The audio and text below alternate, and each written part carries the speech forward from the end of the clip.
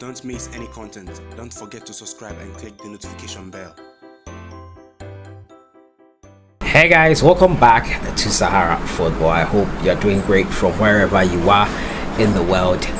It's trying time for the world, but we will pull through this, follow all the precautionary measures moving forward, and I'm sure you will do just fine. Stay indoors if you don't really have to go out. So moving on to today's news, as usual, I am your host Selassie Fiawe. Today we're going to talk about Partey. After an amazing performance for Atletico de Madrid in their game against Liverpool, he has piqued the interest of London-based side Chelsea. Yeah, you heard me right. Partey is a person of interest for the Blues in London. Talking about Partey, a Ghanaian, piquing the interest of a side in Europe, we're also going to look at Ekuban. Now, Ekuban also is one player who has piqued the interest of English-based side Rangers. I'll be talking to you more about that. And Kumasi Asante Kotoko have finally settled the debts they owe their former coach Kjetil Ryerson. I'll be giving you more updates on that front as usual. If you're new to the channel, I'll advise you to subscribe to the channel and to click on the notification bell to get more updates. So we all know Partey, an amazing player for Atletico Madrid, showed that over the 2 legs against Liverpool in the Champions League. He is a person of interest for any club that wants to progress. Actually, I have to say, he's a great player, and Arsenal were the latest club to show interest in him after Real Madrid were reportedly interested in him a couple of months ago. Now another club has joined the fight for Partey, and they are in the person of Chelsea. Now the Blues are looking to strengthen their midfield further.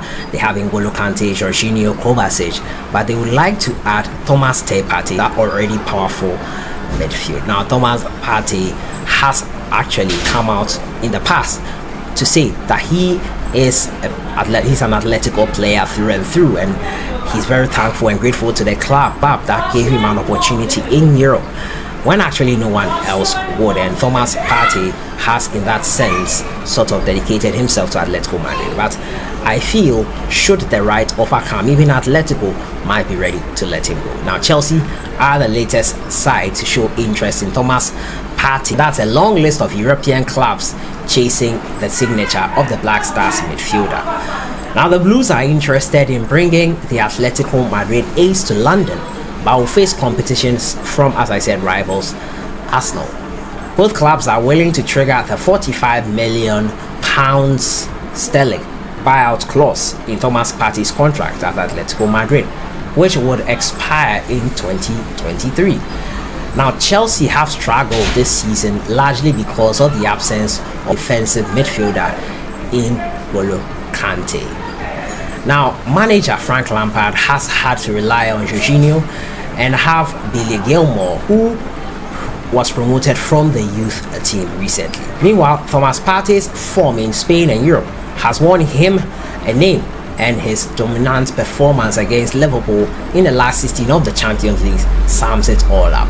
Now Partey has also aroused interest from neighboring teams like Real Madrid, whose manager Zidane is a big admirer of the Ghanaian. Inter Milan, AS Roma, Manchester United and AC Milan are the other clubs to have previously showed interest in the highly rated midfielder. Now Partey there, should he make a move? Is this the time to make a move out of Atletico de Madrid, or is he should rather stay put? Right now everyone is staying put. Actually, there's nothing happening in the world of football, and I've heard recently that the Euros 2020 has been postponed to 2021 summer.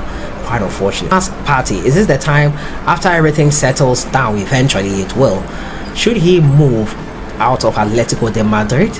Should he move out of Atletico Madrid into Chelsea, Arsenal, Real Madrid, Inter Milan, Manchester United? Where should he go to next? I wonder. The options are many, and it ultimately depends on the player in the end. But should he even make a move? Your thoughts are welcome in the comments box. To my next story, it has to do with another Ghanaian player. He is in the person of Ekuban. Now, Caleb Ekuban has piqued the interest of Rangers. Yes, he has piqued the interest of Rangers FC. He's currently with Trabzonspor in Turkey, and he's doing marvelously well for them. He was at Leeds United, moved to Trabzonspor, and now Rangers look like the latest club that will be looking to snap him up. Now the Scottish Giants Rangers are interested in signing a 10 million euro rated Ghanaian forward Caleb Ekuban in the summer transfer window. The informed Ghanaian attacker has emerged on the radar of several clubs, including Serie A title contenders Lazio. Now, however, Rangers are poised on securing the signature of the 25-year-old, who was netted 8 times in 25 games despite playing in different roles.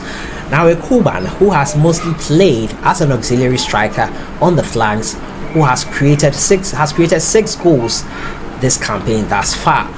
Rangers are without former Tottenham Hotspur striker Jermaine Defoe through injury. Colombian forward Alfredo Morales is also out of form and could leave the club in the summer. This has forced manager Steven Gerrard to look elsewhere for an alternative, with the Ghanaian a topmost priority. Now, Caleb Ekuban joined Trabzonspor on a permanent deal at the beginning of the season after impressing on loan. He scored 11 goals in 36 appearances last season before making the move permanent. So that's the news there on Caleb Ekuban, piquing the interest of Steven Gerrard's Rangers. Should he make that move? Should he leave Turkey, Trabzonspor, and make that move to Rangers and join Steven Gerrard? Your thoughts in the comment box on this issue. To my final story, it has to do with Kumasi Asante Kotoko and their former coach Kjetil Zacharias. And now Kumasi Asante Kotoko, as you all know, sacked CK Akrono in July to appoint Kjetil Zacharias, and who they believed was a better coach than CK Akrono. He believed he would take them further in the CAF and Champions League, CAF Confederations Cup, as eventually they dropped down to. It turned out Kjetil Zacharias was the man for them. Upon reports that he didn't even qualify to be a coach, Kumasi Asante Kotoko let him go in that stead. They now have Maxwell Konedu. Before letting him go, Kotoko, as you all know, that wasn't the contract, so they had terminated his contract and needed to settle him. They have done now. Now, Kumasi Asante Kotoko have reportedly paid the indebtedness to former coach Kjetil Zacharias, and after ruling by the Player and Coaches Status Committee of the GFA. Now, the player's agent Charles Quadio has confirmed they have received a check from Kumasi Asante Kotoko for the payment of the monies owed the former employee. Now, the club were ordered by the Player and Coaches Status Committee to pay their former coach Kjetil Zacharias an amount of $12,425 and 660 Ghana cedis in monies owed their former trainer.